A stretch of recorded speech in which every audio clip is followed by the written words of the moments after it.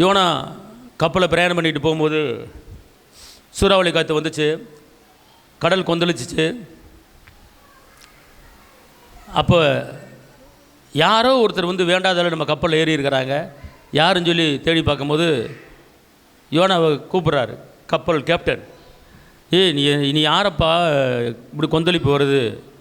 அப்போ அவர் சொல்கிறார், நான் கர்த்தருடைய வார்த்தையை மீறி கர்த்தர் சொன்ன இடத்துக்கு போகாமல் அவர் வார்த்தையை மீறி அவர் கீழ்ப்படியாமல் இந்த கப்பலில் டிக்கெட் எடுத்து நான் ஏறி இருக்கிறேன்.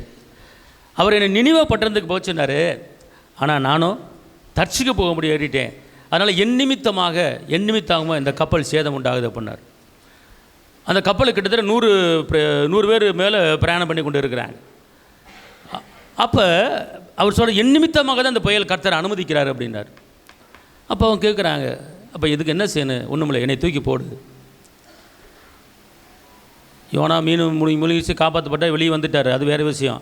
ஆனால் ஏன் இந்த புயல் காற்று வந்தது, ஏன் இந்த சூறாவளி காற்று வந்தது, ஏன் இந்த கடல் கொந்தளிச்சுது அப்படின்னு கேட்டால், அத்தனை பேர் இருக்கிற இடத்துல ஒரு நபர் மூலமாக அந்த கொந்தளிப்பை கர்த்தர் அனுமதிக்கிறார்.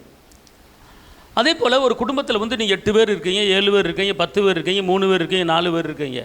4 பேத்துக்குள்ளேயும் ஒரு மனது இருக்கணும், 4 பேத்துக்குள்ளேயும் தேவ பிரச்சனை இருக்கணும், 4 பேத்துக்குள்ளேயும் தேவ மகிமை இருக்கணும், 4 பேத்துக்குள்ளேயும் தேவ கிருபை இருக்கணும், 4 பேத்துக்குள்ளேயும் ஜெபாவி இருக்கணும், 4 பேத்துக்குள்ளேயும் ஒரு ஃபெய்த் இருக்கணும், 4 பேத்துக்குள்ளேயும் ஒரு மனது இருக்கணும். அப்படி இருக்கும்போது அந்த 4 பேர் ஜெபிக்கிற ஜெபத்தை கேட்டு உடனே இம்பார்ட்டன் அர்ஜென்டாக அந்த ஜெபத்துக்கு எல்லாம் உடனே பதில் கொடுத்துருவார்.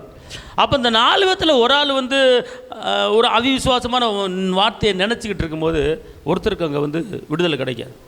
ஒரு ஆள் நிமித்தமாக அந்த 4 பேத்துக்கும் பிளெஸ்ஸிங் வராது, போராட்டம்.